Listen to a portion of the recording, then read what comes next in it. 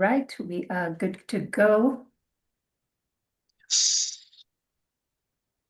Right, good afternoon, everyone, and welcome to In Conversation, a webinar series that is brought to you by HireMe Africa. So glad that you could join us this afternoon. I've been looking forward to this conversation for a while now, and it's finally happening. So as you know, we are also streaming live on our YouTube channel. And today's guest, I'm really excited to introduce our guest for today, who is a Rwandan-based legal professional. He's a business executive and also an entrepreneur. So he's best known as the managing director and co-founder of Comprehensive Staffing Resources. Right, so they deal with a lot of business outsourcing, consulting, and workforce development. So we will get a lot of insights that are coming from him. So from Victor Feh, he has a very strong background, I must add.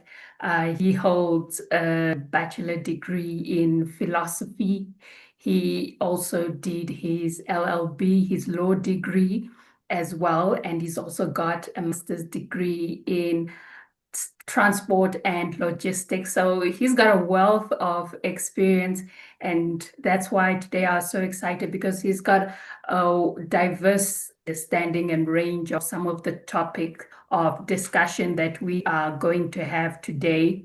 And I'm hoping by the end of it, we'll all have learned something from each other in terms of what to expect, with technology coming up. A lot of things have been said about technology, the good, the bad, and the ugly, and how it's affecting our everyday life, how it's affecting us in our workspace and our work environment.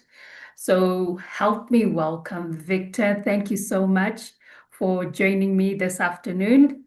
And I really appreciate the time that you've taken just to have this conversation with me on the closing the skills gap through technology, how we're going to do that. So welcome.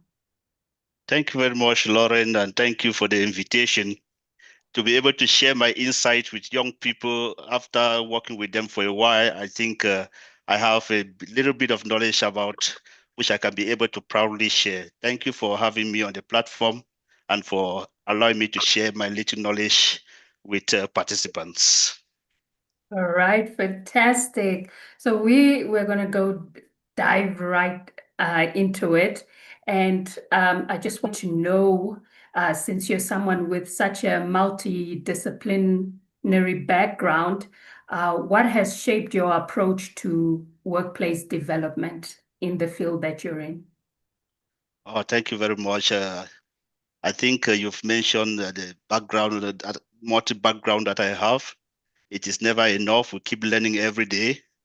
As a philosopher, as a psychologist, as a transport and logistician, and as a lawyer and an arbitrator and an entrepreneur, I can be able to say that I'm combining these skills to be able to impact workforce development.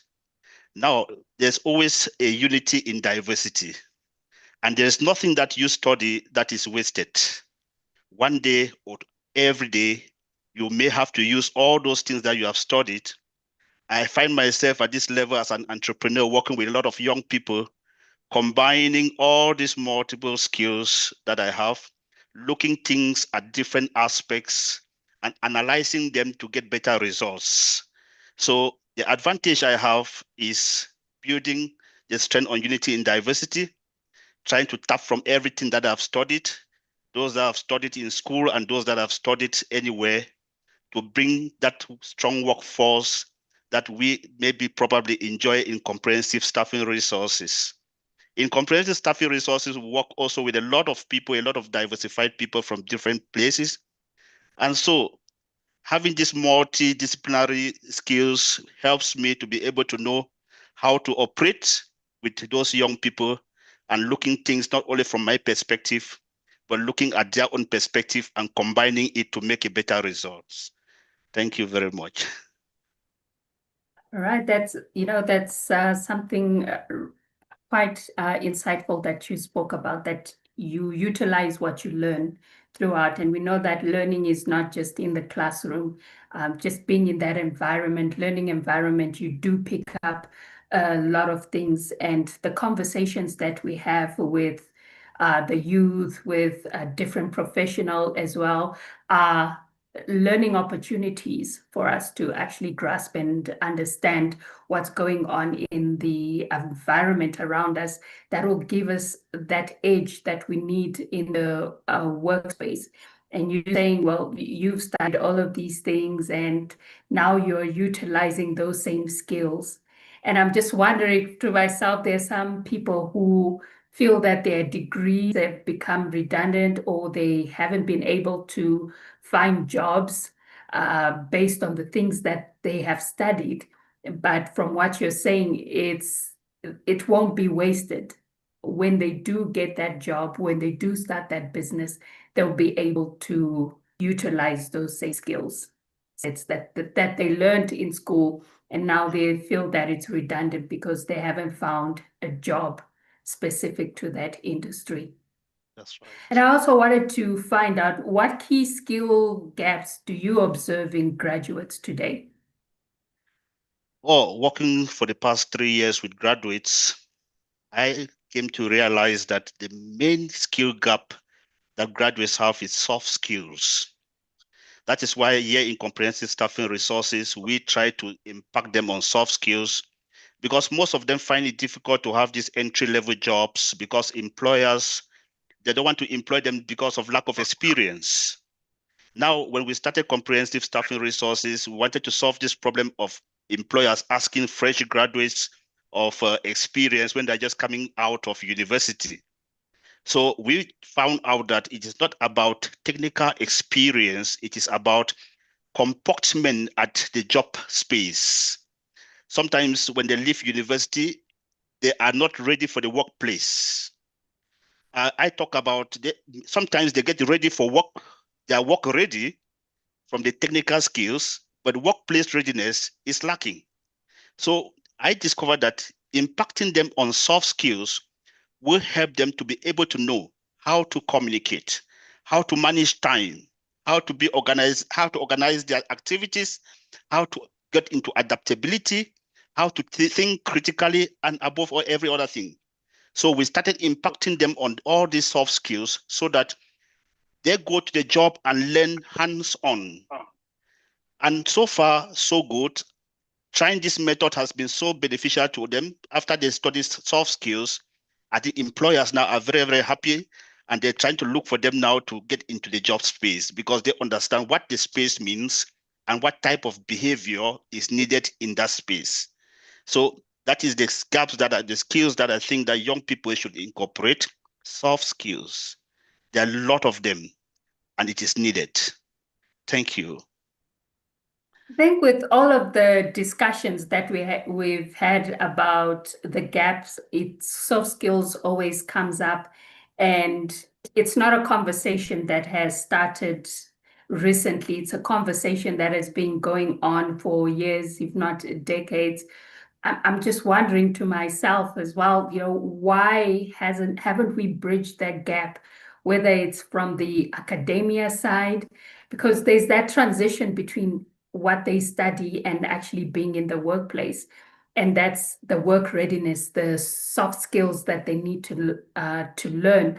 Now, why have we closed that gap? Do you think, are we doing something? Will it take more time for us to actually bridge that gap between what they learn in the classroom and actually being ready for the workspace? Yeah, it's so unfortunate that most universities have not incorporated soft skills in their program to allow our fresh graduates to come out complete. The most focus about universities is about technical skills, No soft skills is being taught in university. And also, we don't want to also allow universities to do all this job for us at this present dispensation when technology is ahead. I mean, people can be able to study anything at any time, depending on what they want to know. So we cannot lay blames at this particular period in time, at this era when technology is at high, and say, okay, we didn't get this from university, so we're not going to impact ourselves. So technology has come to be able to give us what was lacking in the classroom. By ourselves, we can be able to upskill ourselves, first of all, by knowing what the soft skills are that is needed of us.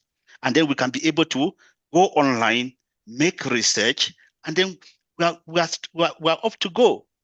But it's also very strange that in the advent of all this technology, many young people still do not want to do something for themselves that is going to impact them. So my encouragement now is, in order to bridge that gap between classroom and workplace, young people should be able to go online, equip themselves with things that are necessary. That is the advantage that technology now bridges the gap between education and workplace readiness or work readiness. Thank you. Yeah, that's so true. I mean, I feel that there's no excuse unless, you have data issues or there's connectivity issues that are there. But there's so many skills. I mean, if you just opportunities to learn these skills, like if you look at just YouTube, for example, where you can watch video after video, learning and doing what it says that you must do. And that's how I've picked up some skills that I have. It wasn't from formal education. I didn't make excuses. I just said, where can I find this information? If I had to go and Google, then I would go and Google that information just to see what I can learn and come up with. So in this industrial era of technology, how do you think we can bridge that gap between education and work? Yeah, it's just the willingness to be able to learn something new. What I think most young people are lacking in is the ability for upgrading education, constant learning, constant learning. When they finish from university, they don't want to continue learning. Like university stress them so much. So the ability to constantly study is the way forward to bridge that gap. Now, there are a lot of tools that can help us to study. Sometimes I see, I'm not downplaying any degree, but sometimes I tell young people there's a situation where, for instance, you see somebody gets into a job space. As an accountant, I have a lot of accountants here, and you are employed. You successfully get through the interview. You get into the job space. And then when you sit on your desk, and then you discover that the tool that you are going to use is a software that we are never taught in university, maybe QuickBooks. Now, are you going to quit the job because you were never taught QuickBook in the university? Yes, some people do because they don't want to upgrade. They don't want to upskill. They take it as a challenge. But now, some people will say, no, I cannot quit because I have a lot of ways to study QuickBooks online. And when they go online, they can be able to study it. And at that point, they gain knowledge. So it is very, very difficult when young people, we are almost always on our computers, on our phones, and on doing a lot of other things. But when it comes to some of those skills that is going to put us at the level of job, we always neglect them. So I'm going to advise young people to be able to, as long as you hold your mobile phones, try to upskill yourself per second. Look at the gap that I have that I can fill up. Fill in the gap and let productivity be acknowledged. So lack of continuous learning is a big problem that can make a young graduate stagnant or continue in that force to be able to acquire many things that can be very impactful, either at job or in society. I hope we got there. Yes, I feel that in especially with the rapid changes in technology and development Yes. now, Mm, you have to keep up. That means that continuous learning has to be there. It has to be exactly. ongoing. Hmm. And if you just miss out on a couple of months, a lot would have developed. I mean, That's if we right. look at the scenario with AI, and different industries. If we look at music, if we look at sciences, if we look at even food technology, all of these are now using AI, and they're advancing their new upgrades that are happening, and you need to keep up. Yesterday or last month's ability of the AI, it's evolved. And now you also have to evolve as well and learn more skills in terms of how you're going to prompt it, how can you utilize it to improve your own productivity. So I am in agreement that that continuous learning has to be there. We cannot just leave it only for educational institutions to be the one that are equipping you. But after school, the onus is on you to be the one that continuously saying, what's happening in my industry, go and research what's happening, what's the new technology, what are the skills that I need to learn, what's going to be possibly redundant in 5 years' time, so that I don't waste my time, learning something that is going to be taken over by automation or AI in the future. So there are a lot of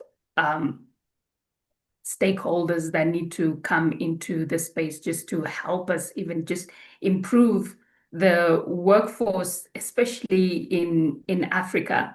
And I find some of the tools, because they're developed in Western countries, they don't really have an African context, So there are tools that are there that I feel, if only they would use it in a context that we would understand as Africans, that mimics the environment that we are coming from. Are there any learning models or tools that you've come across that actually work here in Africa? Yeah, actually, just to comment on what you're saying, I think we should not just be consuming imported goods. We should also be able to manufacture our own goods. I think also the young people are trying to enter into AI. So there's a conversation. Some people said, oh, AI is coming to take all our jobs and all those type of things. And I said, no, AI is not coming to take our jobs. Natural intelligence is always superior. So as much as we try to get into AI, we should also try to push as African young people. We should also try to develop or manufacture something that can be consumed also abroad. So there are a lot of tools that online you can go to equip yourself online. There's AI generated tools, a lot of them. They have online classes like Coursera, Alison, Udemy. All those tools are tools that can keep the young people really, really awake. And so it is incumbent on the young people now to be able to use those tools and improve themselves, not only at the level of improving themselves, they can also improve and manufacture their own tools that we can be able as Africans to export, not only consuming what other people have consumed and then being afraid that all these things coming to take our job. So there are a lot of those tools that we have that we can use, AI-powered assistance and all those things online. I encourage every young people to go online, look at that. Even I see certifications which are free. And as I was saying before, you see sometimes our mind is just going back to university, getting a master's degree, getting a PhD, getting this, getting this. There are a lot of certifications. You can, and sometimes it comes with the ability to adapt, adaptability skills. Sometimes you say, okay, we graduate from university, there is no job in the market. I cannot have a job. I cannot have a job. But it's because what you studied in university, maybe at the time that you're completing from university, is no longer in the market. So what are you going to do? Are you just going to be redundant? No, you have to go do some certifications based on what you have studied in the market so that you are on top of the game. For me, I don't believe that there is lack of job. I just believe that there are people who are not qualified for the jobs. And if you're not qualified for the present job, then the question will be, there is lack of job. And with all these online courses, all these nice certifications, all this AI learning, I believe that these are tools that we need to utilize in order to upskill ourselves and find our place wherever we are in the job market or being entrepreneurs. So that's an encouragement. And I totally agree with that one, that upskilling And the job market, you'll find that there are job posts every day, thousands, hundreds of thousands of job posts that are there. And sometimes you'll find that they cannot find the right people with the right skills that are there. So the onus is on you to say, okay, this is the level that I want to get to. And this is where I am, and this is where I need to be. And what do I need to do to get there? And utilizing those free resources, if you don't have the financial capacity to actually go and pay for institutions, there are free resources. If you can build a portfolio, if you can prove that you can do the job, you are far much better than the one who's holding a certificate but does not have the experience of actually doing that job. Exactly. So if you are worried that, oh, maybe they'll need papers, no, you need to prove yourself. You need to show that you can do the job. I mean, in this era, what I've also seen is people are not just looking for, oh, do they have a degree anymore? They want to see, can this person actually deliver? Do they have a portfolio? Do they have evidence of their ability to fulfill the job? So you'll find that those who are school leavers or who didn't manage to go to university or to college have got the same amount of skills and talent that another person who's gone to university has. So now the playing field is almost getting evened out here. It's on how you're going to deliver on all of that. And based on that, I'm just wondering, should companies take more responsibility in training their talent? Or are they just going to still expect that when they come into our job space, they will know what they need to do? Wonderful question. The answer is yes and no. And, every company wants to minimize costs and maximize profit. And so most often they think that it is possible for people, they want to employ people who are already on top of the game so that they minimize cost.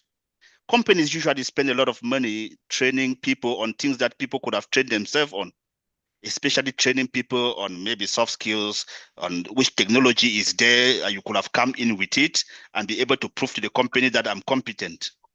I remember this discussion I usually have with people. It's a scenario that a CFO and a CEO, they enter into an argument because the company is starting and then the company is employing people who are not skilled and they start training them. And the CFO, from the financial perspective, is asking the CEO, what happens if we train these people and they go away? Then we have lost a lot of money training them. And the CEO asks the CFO, but what happens if we train them, we don't train them, and they happen to stay? What is going to be more cost ineffective? And then the CFO understand that it is better for us to train them so that they may go than not to train them for them to stay and destroy the company. But the point is, let us train them. Let us use money to train them so that they can go. And then let us treat them well so that they can stay. So that was the scenario. But most often, it is also good to train. But because companies are profit-making companies, training is going to cost a lot of money. So it is advisable, based on the availability of technology, that young people should be able to train themselves so that the company doesn't spend a lot of money training them. That money that they could have used to give them a raise, they are using to train them. So people should come with skills. People should upskill themselves using all these technological tools that we have now existing. Before COVID and after even long time, there were a lot of things that at my age, we didn't get through all this technology. So we're relying on books, relying on education. But now we are in the world where we're covered with technology, nice tools. At a blink of the eye, you can get yourself a lot of knowledge. Young people should use it because companies want to minimize cost. They don't want to train you. They want you come in train and keep on training yourself so that the company's productivity can be improved upon. So that is the way I see this. Companies can train, but it is disadvantage because your salary may not be raised if you come train. Thank you very much. Yeah, that's a very interesting perspective, because now it has to be a dual responsibility of the companies do have to offer that opportunity to especially graduates and people who are going into the workplace for the first time, that we need to train you. We need to you not only learn about what the company does, the products, the services, and all those things. That should be their main focus on actually how they can add value to the company. They shouldn't be so concerned with, does this person know how to communicate? Now you need to know how to communicate before you enter the workplace. You need to know professional etiquette. How do you conduct yourself? The behavior. You should be working on your emotional intelligence already to know how to work and integrate with other people. Now, these should be given by now. Right, these are things that you need to learn. You need to be reading about, finding out what are companies looking for, what are companies lacking in this specific industry, and do I have those skills? So that by the time you get there, you're already at an advantage compared to someone who has to first learn all of these things, then learn what the company does before they actually are settled in their profession or in their career. So now it's I like that it's now a dual effort. Now people don't have excuses. Before Exactly. we didn't have Mm-hmm. access Mm-hmm. to all of these things before, but now we do. And now comes the greater responsibility that people or how first-time entrants have now is, are you ready? You finish your studies, but have you also developed yourself for that? What do you think are some of the opportunities that are emerging from digital transformation that you're seeing around the world? Oh, there are a lot of other things. You see, after COVID-19, a lot of things were developed. Online businesses, ability of people to create businesses and start businesses. A lot of things came. Those were opportunities that came with technology. And a lot of people, some people failed to grab it, and those who grabbed it at the time, we are talking about millionaires now, billionaires now, because they took advantage of that. So most opportunities have been created online. Technology has created a lot of innovations that many people can conquer, can try to get into and start up something with low cost. When you start business with low cost, then that business is doomed to profitability. People sit at the confine of their houses and they are making money. People are doing a lot of things without going anywhere. People sit down, they don't even go to the formal classroom. They sit down, they upskill themselves, and money is being made. So technology has brought in this opportunity, which we either take it or we leave it. But what is the problem about taking or leaving opportunities? Many people are passing over these opportunities repeatedly. I was asked sometimes, somebody was defining the meaning of poor, and he says passing over opportunities repeatedly. Now, with all these things, we are still passing over those opportunities repeatedly. Some things that we can sit with our phone, with our Android phone, with our many young people now, they have Apple phones. You go to it, the cost of Apple phone is very, very expensive. But the knowledge that is in Apple phone is even cheaper than the cost of the Apple phone that people hold. Why not use the technology that we have to be able to get those opportunities? Go to AI, go to ChatGPT and all those stuff. Type in what do I need to do to be able to become a millionaire in future. ChatGPT will tell you what is your budget. Maybe I have a zero budget. He will give you, ChatGPT will give you everything. AI generated tools will give you all those things. So it has brought in a lot of opportunities which we cannot dare to pass over to become poor. So let us use those opportunities that AI generated tools have given us, online tools have given us to be able to impact ourselves. Young people should take that challenge and become what they want to become. The opportunities are there indeed. I also think about access to now remote jobs that are available to, African Exactly. workforces. There are a lot of opportunities now. You can literally just work online. There are companies that don't even have mortar and brick type of offices. They are working remotely from global. You have global teams that are there, and you can be part of that workforce from right here in Africa. You work here, you live here, but you're earning international salaries. I mean, what Exactly. benefit? I mean, that's such a benefit that you have, and that's an access that you can have. So it's no longer, am I compatible? Am I good enough just for the local market, the African market? Now you can think globally and say, can I be an executive director for a company that's based in Europe, a company that's based in Australia or in America, and compete at that level without even leaving Africa? Yeah. And we have that opportunity right now. So we have to be the people that are continuously upskilling ourselves. The world has been opened up post-COVID. Now, like you spoke about, there are businesses that are there online that you can do just even on your WhatsApp. You can be running business on WhatsApp. So there's informal trade that's also happening right from your basic smartphone. We can do that now, which was an opportunity that wasn't available to us. So as you keep reiterating, you have to seize those opportunities. You That's have right. to have that curiosity to find out what is out there, what can I do, because there is something that you can do.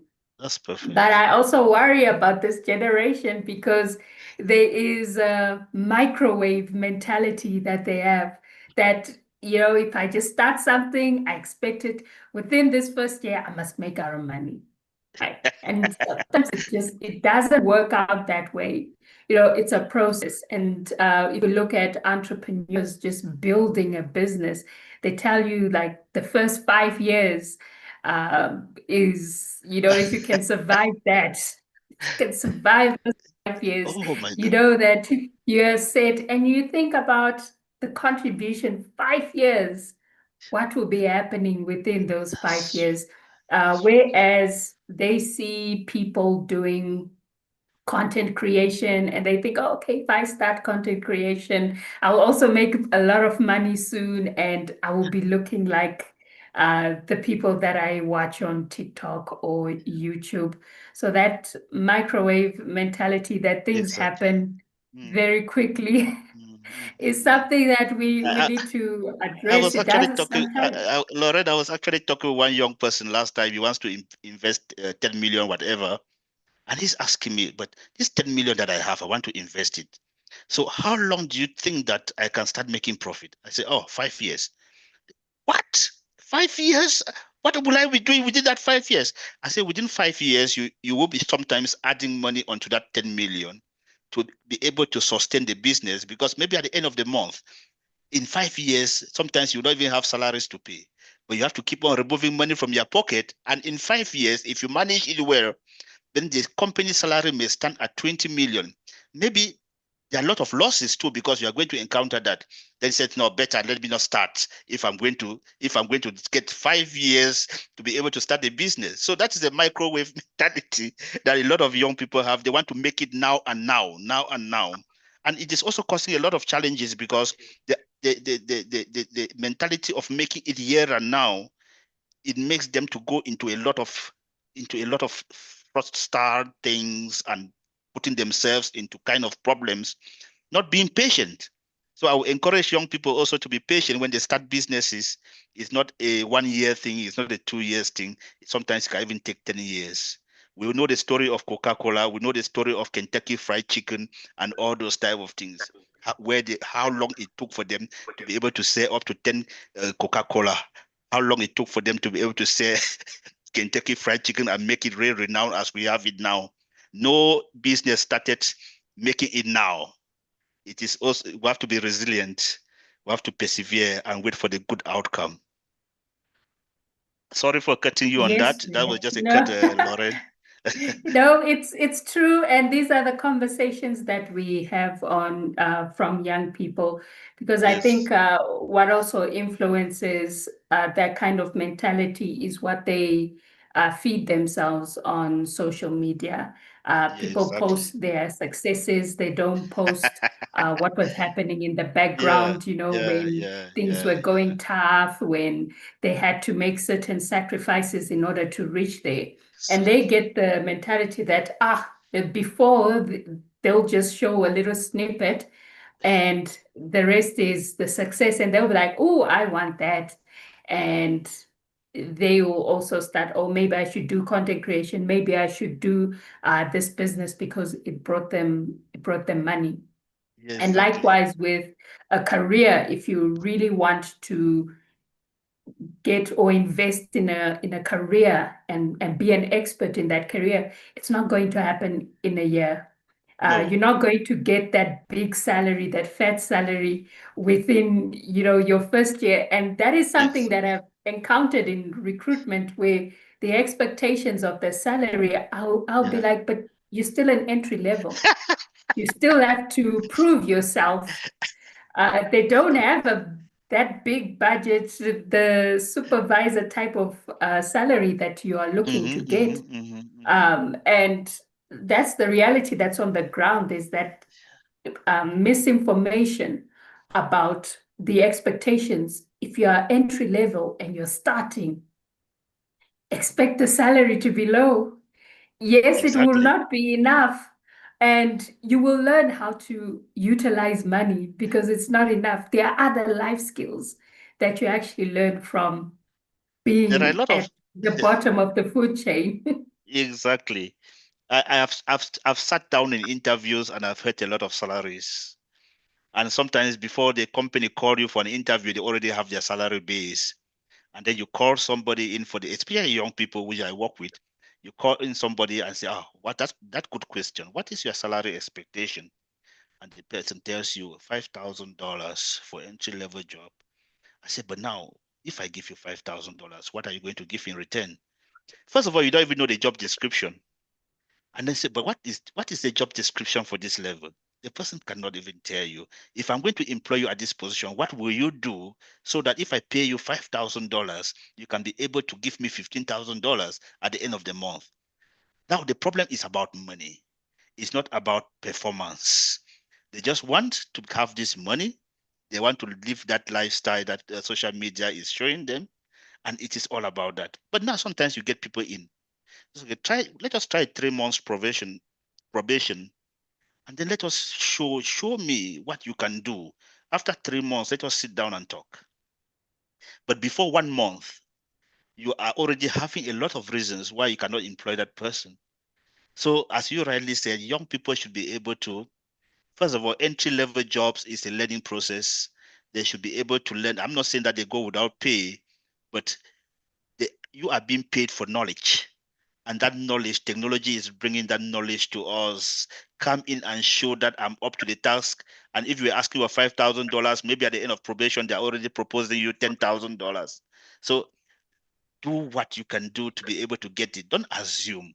So salary expectations, the expectations now, very, very, very high. So sorry to cut you on that in that conversation, Lauren. No, it's something that we're facing a lot Yes, in the recruitment industry. We yes. we see these things, we hear them. I hear hiring companies complaining as well that some of the graduates, they have been trained well in presenting themselves, in interview questions and Yeah, techniques. They've got that under the belt, but they haven't got the skills to actually do the job that's right. properly. That's That right. when you are placed in the workplace, what are you doing? Are you delivering? Are you meeting deadlines? Are you coming up with ideas?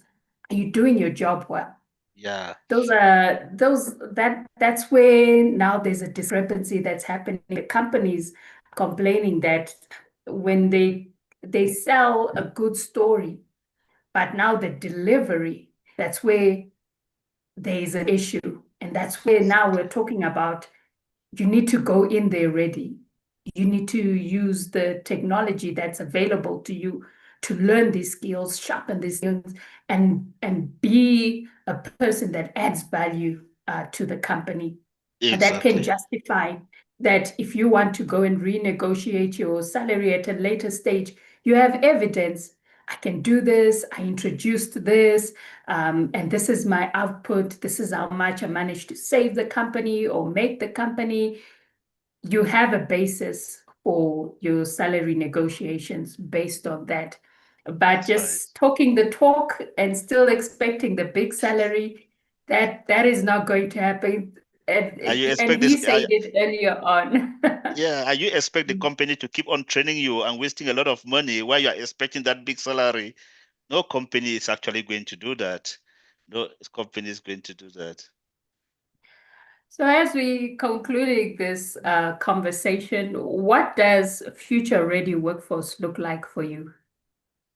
A future-ready workforce looks like a workforce that you have employers actually will understand the type of talents to hire, and employees who come in with the right talent, be it with the right soft skills, with the right hard skills, and everything. So if you have a combination of people who leave university and they say that they are work ready, and then they have to combine workplace readiness to it, then it becomes a very productive work environment. So if good workplace needs work readiness and workplace readiness, it needs soft skills ready and hard skill readiness. And through all these things, if you combine them, you can get them anywhere you want to get them. Sometimes for work readiness, you have been taught the technicality in school, but it's even less than 10%. You need to upskill. So a good workplace will be a wonderful one if both employers and employees understand what type of skill they want that is pushing productivity forward. So that is what I want to say about a wonderful workplace, where technology has led us into, where employees are improving themselves daily, and employers also are improving and bringing in new innovations.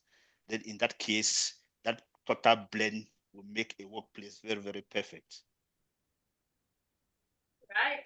Thank you, Victor, for that insight. I believe that any future-ready workforce has to be technologically savvy. Even the companies themselves knowing what's happening in their own industry. No one's living in some form of bubble that, technology has no influence or it's taking time for it to come to Africa. That's not true. We can still prepare ourselves. The adoption may be slower, but the fact is it is coming. The people who are applying for jobs know how to utilize it, but if the companies themselves are not yet open enough, then you will find that they're going to stagnate their companies, stagnate their employees, because that's opportunities for continuous growth on both sides, the company's growth, the people's growth, and they may find that their careers become more exciting because there are new developments that are happening all the time. So keeping up to date with what's happening out there in the industry, in the technological world, start taking the time to find out, to inquire for yourself so that you are future ready. You have companies like CSR that are there that have the programs that you can learn soft skills from. HireMe Africa also has a work readiness program that equips you for these kind of scenarios that we are talking about. So it's just coming from experience from both our professions, what we see, what we engage with on a daily basis with graduates, with hiring companies. It does have a huge effect on us. So technology is not going anywhere and it's happening faster. And we also need to be people that will adapt and evolve with it as well. So thank you very much, Victor, for joining me this afternoon. It's been a wonderful conversation. I've learned a lot. I've laughed a lot as well because of the things that we've seen and experienced, and that's the reality of what we're doing. And that's what helps us, what fulfills us, as individuals, is when we're able to help the younger generation be able to successfully have careers and businesses that will actually prosper. Thank you very much, Lauren. And our last message to young people is not to pass over opportunities repeatedly and not to procrastinate. What has to be done now, do it now in preparation for the future that you want to have, a brighter future that you want to have. Procrastination is the enemy to every destination, and passing over opportunities repeatedly is becoming poor. Thank you very much for having me, Lauren, on this program. And it was also very good knowledge sharing. I've also learned a lot that I'm going to write. I've been writing some points in my book. I believe that in another webinar, I will be able to come out again and say something different. So thank you for thinking about me, and thanks HireMe Africa for the wonderful job that they are doing. I mean, in Rwanda, where I met them, they are really passionate about upskilling young people and trying to find those entry-level jobs to young people. That is why CSR, Comprehensive Staffing Resources, is happy to partner and to be, because we are driving the same mission, trying to see young people get into the job. So thank you very much for this wonderful opportunity to have this great conversation. All right. Thank you, Victor, and thank you everyone that joined us live.